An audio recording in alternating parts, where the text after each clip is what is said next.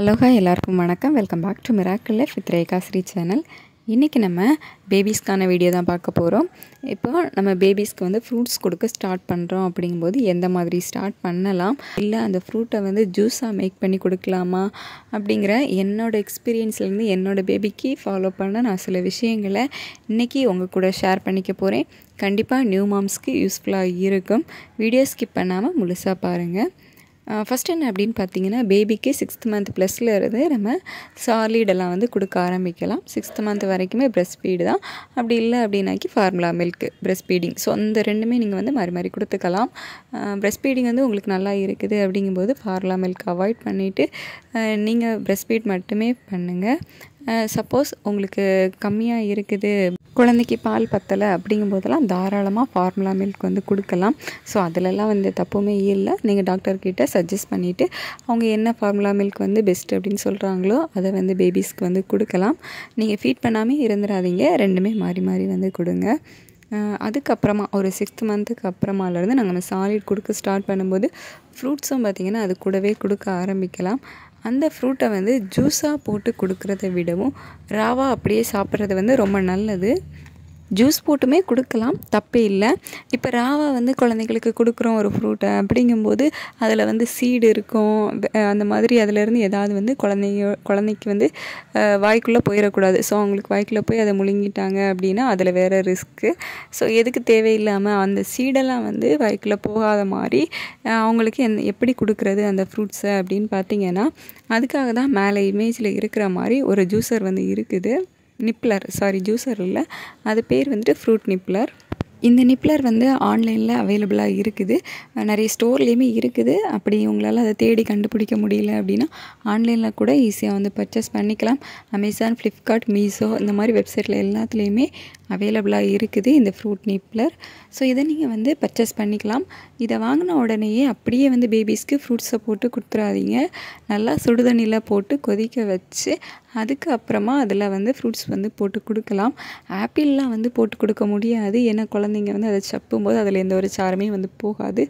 மற்றபடி அதை தவிர சும்மா நீங்கள் டீத்திங்காக வேண்டாம் ஆப்பிள் போட்டு கொடுக்கலாம். அதை தவிர கிரேப்ஸ் வந்து போட்டு கொடுக்கலாம். கிரேப்ஸ், ஆரஞ்சு, மாதுளை இதெல்லாம் வந்து நீங்கள் தாராளமாக வந்து போட்டு கொடுக்கலாம். அதிலிருந்து எந்த ஒரு விதையும் வந்து குழந்தை வாய்க்குள்ளே போகாது.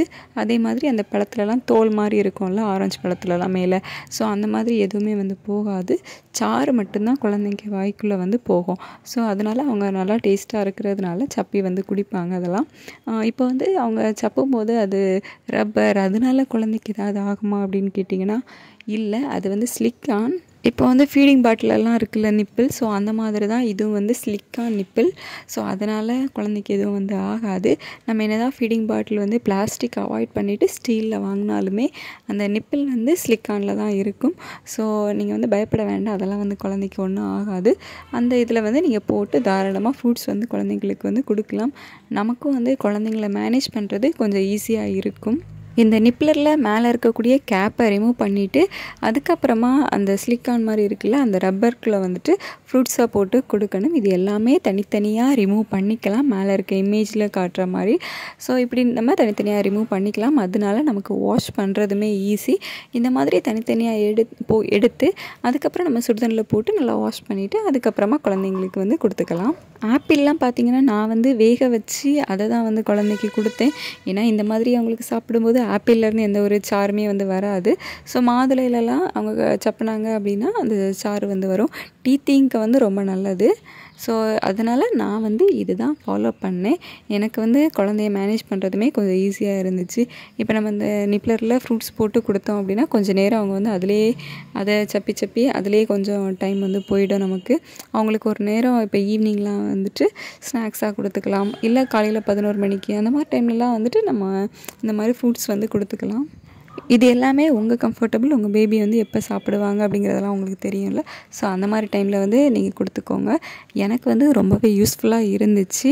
அந்த வீடியோ வந்து உங்களுக்கும் யூஸ்ஃபுல்லாக இருந்திருக்கும் அப்படின்னு நினைக்கிறேன். இது வாங்கலாமா வேண்டாமா அப்படின்னு யோசித்துட்ருக்கவங்களுக்கு கண்டிப்பாக ஒரு நல்ல தெளிவாக அந்த வீடியோ இருந்திருக்கும்.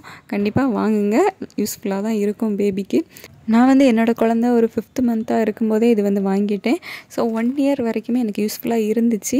அதுக்கப்புறமா அந்த நிப்ளரை நான் எங்கேயோ மிஸ் பண்ணிட்டேன். ஸோ அதனால் அதுக்கப்புறம் அதை யூஸ் பண்ணலை. அதுக்கப்புறம் தேவையும் படாதுன்னு நினைக்கிறேன். ஏன்னா குழந்தைங்களுக்கு வந்து நிறைய டீத் எல்லாமே வந்துடும். ஸோ அந்த மாதிரி அவங்களுக்கு டீத் வந்துடுச்சு அப்படின்னா இல்லை அவங்களே வந்து நல்லா கடித்து வந்து சாப்பிட ஆரம்பிச்சிடுவாங்க. ஸோ அந்த மாதிரி டைமில் இது தேவைப்படாது. சப்போஸ் நம்ம வந்து அவங்களுக்கு கொடுத்தோம் அப்படின்னாலே குழந்தைங்க சுட்டியாக இருந்தாங்க அப்படின்னா அதை தனித்தனியாக அவங்களே வந்து கழட்டி எடுத்துருவாங்க. ஸோ அந்த மாதிரி வேலைகள்லாம் பண்ணுவாங்க. அது மட்டும் இல்லாமல் அந்த நிப்பில் வந்துட்டு கடித்து இழுக்கவும் வந்து ஆரம்பிச்சிடுவாங்க. ஸோ அவங்க சேட்டைகள் ஆரம்பிச்சிட்டு அப்படின்னா இது ஒர்க் அவுட் ஆகாது. பட் ஒரு 6th மந்த்லேருந்து 1 இயர் வரைக்கும் நல்லா யூஸ்ஃபுல்லான ஒரு ப்ராடக்ட் தான் இது. கண்டிப்பாக வந்து நீங்களும் வாங்கிக்கோங்க. இது வந்து ப்ரொமோஷன்லாம் கிடையாது, யூஸ்ஃபுல்லாக இருக்கும். ஸோ அதனால தான் உங்கள் கூட வந்து ஷேர் பண்ணியிருக்கேன். எந்த ஒரு பிராண்ட் அது எதுவுமே வந்து நான் சொல்லலை. நான் வந்து நார்மலாக ஃப்ளிப்கார்ட்டில் தான் வந்து இந்த நிப்ளர் ஆர்டர் போட்டு வாங்கினேன். இந்த வீடியோ உங்களுக்கும் யூஸ்ஃபுல்லாக இருந்திருக்கும் அப்படின்னு நினைக்கிறேன். என்னோடய வீடியோ யூஸ்ஃபுல்லாக இருந்துச்சு அப்படின்னா லைக் பண்ணுங்கள், ஷேர் பண்ணுங்கள். மறக்காமல் நம்ம சேனலை சப்ஸ்கிரைப் பண்ணி கீழே இருக்க பெல் பட்டனை கிளிக் பண்ணி ஆல் கொடுத்து வச்சுக்கோங்க. அப்போ தான் நம்ம அடுத்தடுத்து போடுற வீடியோஸ் எல்லாமே உங்களுக்கு நோட்டிஃபிகேஷன்ஸாக வரும். வேறு ஏதாச்சும் என்கிட்ட கேட்கணும் அப்படின்னு நினச்சிங்கன்னா கீழே இருக்க கமெண்ட் செக்ஷனில் கமெண்ட் பண்ணுங்கள். பர்சனலாக ஏதாவது கேட்கணும் அப்படின்னா மெயில் ஐடிக்கு மெயில் பண்ணுங்கள். கண்டிப்பாக நான் ரிப்ளை பண்ணுறேன். இந்த வீடியோ இவ்வளோ நேரம் பொறுமையாக பார்த்ததுக்கு thank you so much. Bye by.